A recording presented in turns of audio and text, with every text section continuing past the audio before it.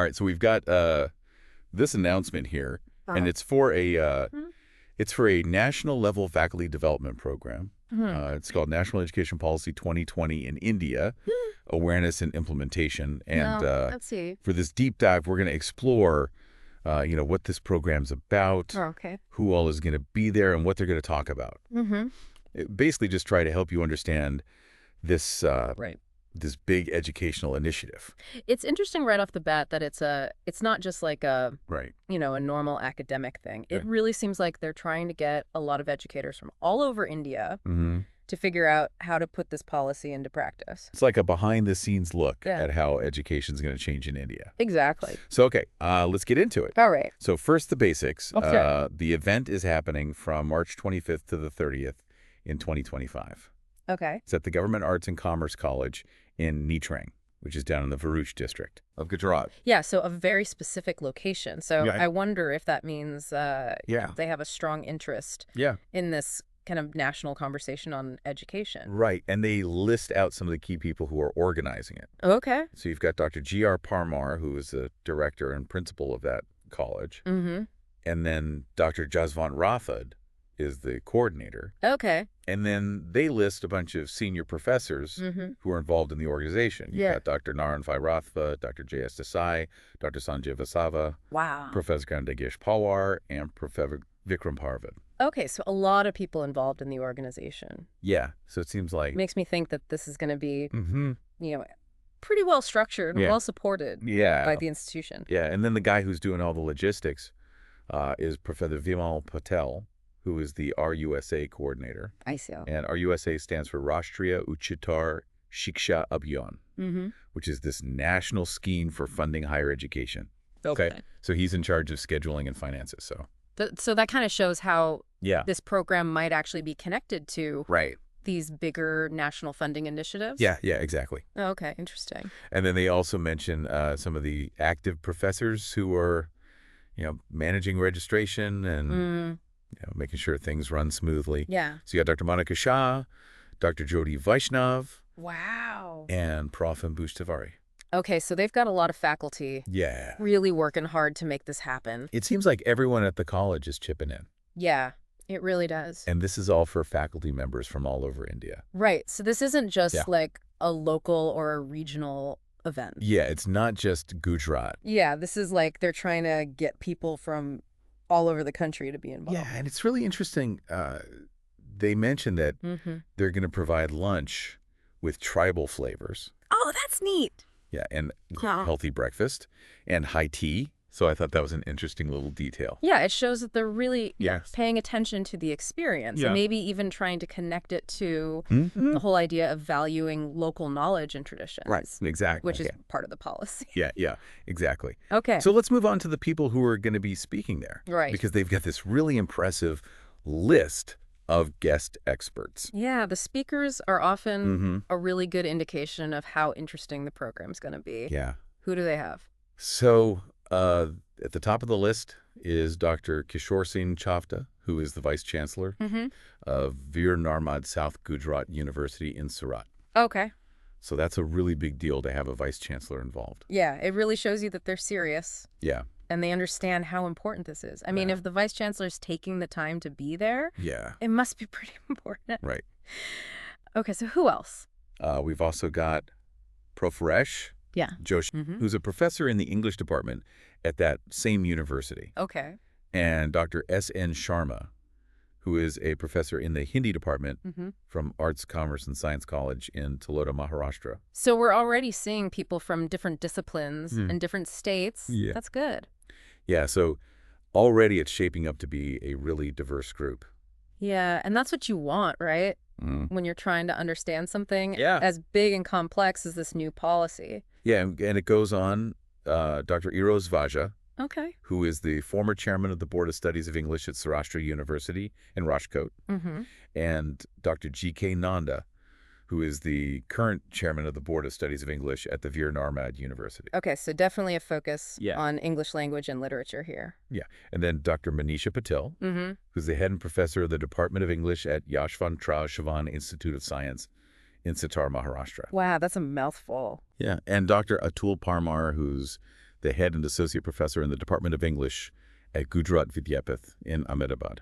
So again, more people in leadership positions from different institutions all over. It seems like they really want to make sure that people who can actually, make changes are involved in this conversation to spread awareness and really implement this policy. Exactly. Yeah. And then there's Dr. Yagnesh Dalwadi, who's a professor and head of the PG Department of Business Studies at Sardar Patel University in Anand. Okay, so it's not just, arts and sciences. Yeah. We're getting business in there, too. That's important. Yeah.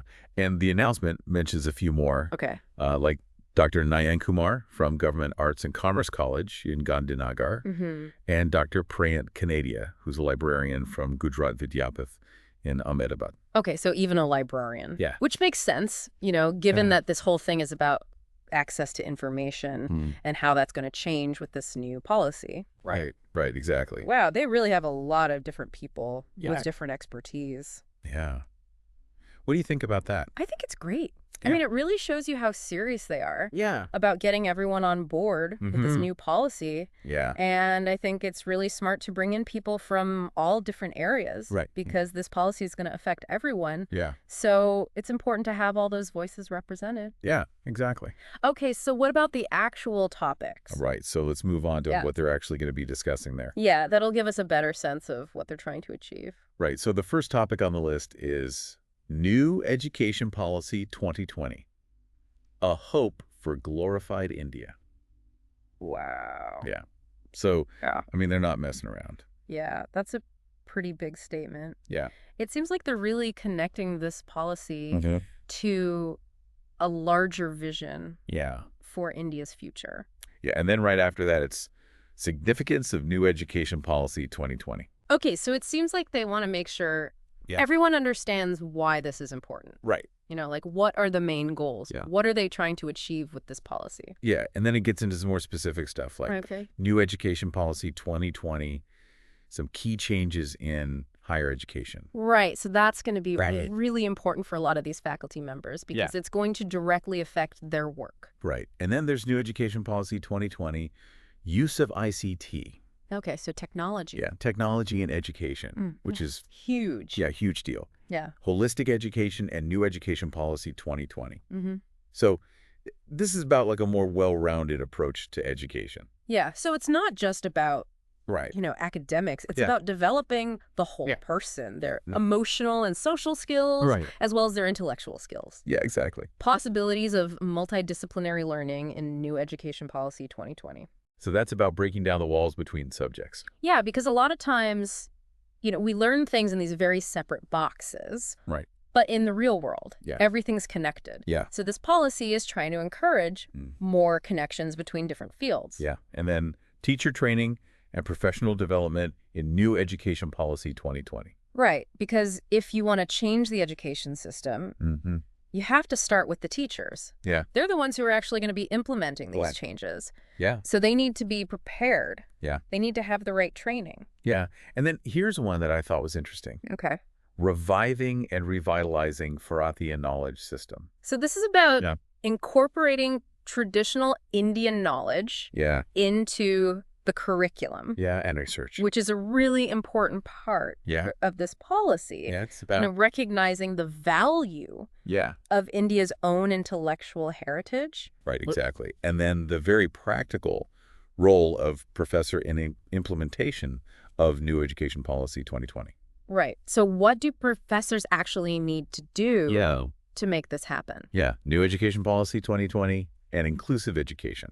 So that's about making sure that everyone has access to education, regardless of their background or their abilities. Right. And then integration of skill development in mainstream education. Okay. So this is about making sure that students are prepared for the workforce. Right. They have the skills that they need to get jobs. Yeah. Hindi and literature and New Education Policy 2020. New Education Policy 2020 and history. So specific disciplines. Yeah. So it's not just about the overall policy. Right. Yeah. But how it's going to affect specific subjects. Yeah. And then the last one, which is particularly interesting since, we're looking at an announcement, is New Education Policy 2020 in the specific context of library, information science, and learning resources.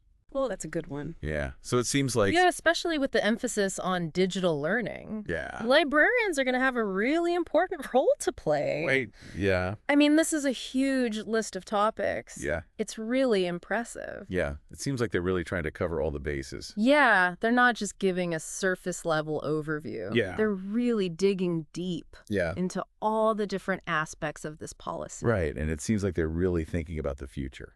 Yeah. They're not just focused on what education is like now. Yeah. They're thinking about how it's going to change. Yeah. And how they can prepare students. Right. For the world of tomorrow. Yeah. I mean, so even if you're not a faculty member, this is still relevant. Oh, absolutely. Yeah. I mean, if you care about the future of India, if you care about, you know, how young people are going to be educated, this is something you should pay attention to. Yeah. So this faculty development program really gives you a sense of what people are talking about. Yeah. It shows you what the priorities are. Yeah. And it shows you how seriously they're taking this. Yeah. I mean, they're putting in a lot of effort to make sure that this policy is implemented effectively. Right. And it's not just, you know, top down. Yeah. They're getting input from people at all different levels of the education system. Yeah. And so for you, what do you think? Mm-hmm. How do you think this is all going to play out? Well, I think, you know, it's hard to say for sure. Yeah. But I think it's going to be really interesting to see how all of these changes play out. Yeah. You know, how they affect students. Yeah. How they affect teachers. Yeah. How they affect the whole country. Yeah. And I think it's a good reminder for all of us to keep learning. Absolutely. Yeah. You know, to stay curious, to keep exploring new ideas. Yeah. Because the world is changing. Yeah. And we need to change with it. Yeah, exactly. Right. All right, so that's our deep dive into this announcement for this national level faculty development program. Yeah, it was a good one. Yeah, it was really interesting. I learned a lot. Yeah, me too. All right. All right, so until next time. Yeah. Stay curious. Bye.